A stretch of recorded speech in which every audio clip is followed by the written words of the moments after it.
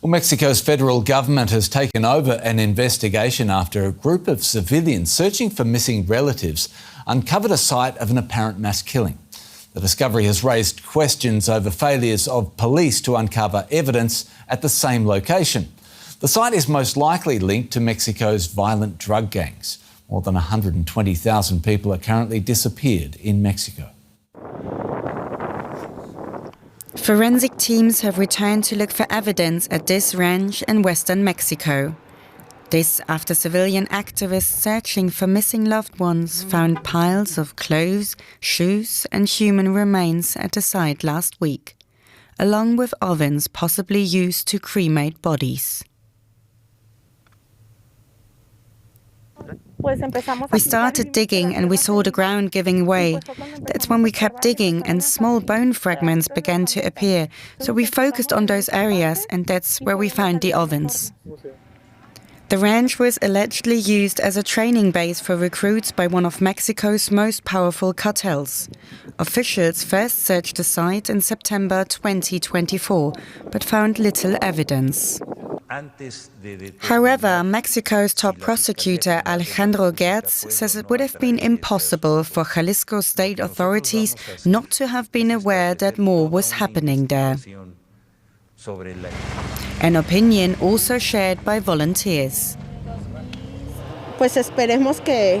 We hope they will now work as they should, because the day we found these 3 crematories, we could tell how poorly the authorities did their job.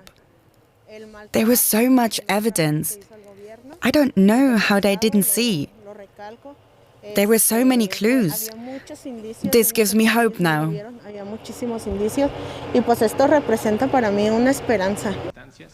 Hope because the Mexican president, Claudia Sheinbaum, has promised to deliver. Nuestro interés no es político. Our interest is not political in this case, but has to do with truth and justice. First and foremost, the truth. Primero, antes que nada, la verdad. And that's something that the families of Mexico's disappeared continue to look for. Well, Jules Giessler has reported extensively for DW in Latin America and joins me in the studio to talk more about this. Good to see you, Jules. My guess is Mexicans are unfortunately pretty used to shocking stories like this, but how is this particular story being received? Yeah, you are absolutely right about this, sadly, because we're talking about a country that has more than 120,000 people missing, reportedly missing. So not talking even about the unknown numbers, right? These are official government numbers.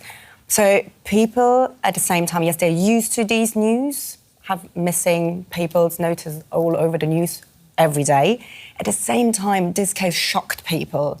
It sent a shockwave through the country because we don't know the scale of it yet. So they found 200 pair of shoes, dozens of suitcases, and we still don't know how big this is going to be. So people have voiced their anger as well at government officials, authorities accusing them of not doing their job properly. And in the last 15 years, we've seen a rise in number of these search missions from volunteers actually doing the government's job and looking for the missing. So yes, we don't know how big it's going to be, but it looks big. So aside from the loss of life, there's the law enforcement angle here. It jumps off the page. How is it possible that police were unable to find what the families apparently so easily could? This is one of the biggest questions here right now, and authorities need to answer in the next weeks. So, and this is also what Sheinbaum, the Mexican president, promised, that she will clarify this. So the site was investigated for the first time last year in September, so 2024. They detained 10 people. They freed 2 people who were held hostage and they found a body. But then briefly after that, they just stopped the investigations. Nobody knows why. We need to look here at the scale of violence overwhelming Mexico's security institutions as well.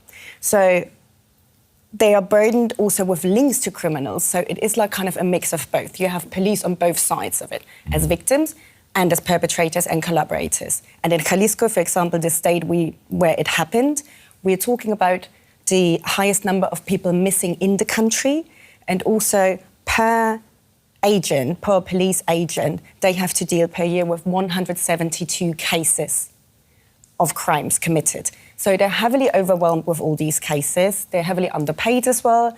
So there is a mix of many different things. And in all over Mexico, we're still talking about more than 70,000 bodies who have not been identified so far.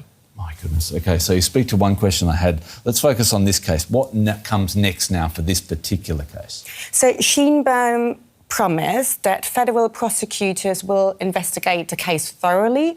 They said they're going to find answers, they're going to reconstruct the whole case of responsibilities, who failed, in what moment, what comes next now.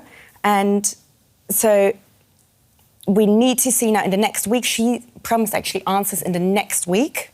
So this is going to be big, and people are watching this and see what's going to come out of this. And also it is a test for her and her new government to see how she's dealing with cases like this and the promise she actually made earlier on these crimes. Yeah, what a test it is. Jules, thanks so much. Appreciate it.